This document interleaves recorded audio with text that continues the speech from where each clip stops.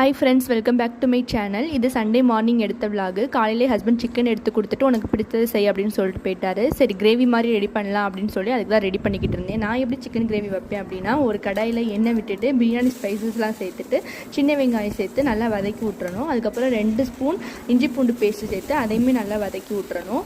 அப்புறம் 2 medium size தக்காளி சேர்த்து அதையுமே நல்லா வதக்கி விட்டுட்டு சிக்கனை மஞ்சப்பொடி போட்டு கழுவி வச்சுருந்தேன். அதையுமே சேர்த்துட்டு சிக்கனுக்கு தேவையான அளவு உப்பு சேர்த்துட்டு நல்லா கலந்து விட்டுறணும்.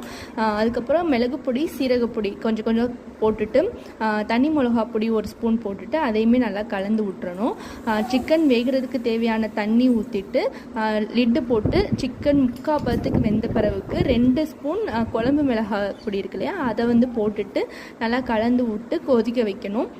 நல்லா கொதிச்சு நல்லா கிரேவி பதத்துக்கு வந்த பிறகுட்டு அடுப்பை ஆஃப் பண்ணிடணும். அவ்வளோதான், சிக்கன் கிரேவி ரெடி. நாளைக்கு விலாக பார்க்கலாம். பாய்.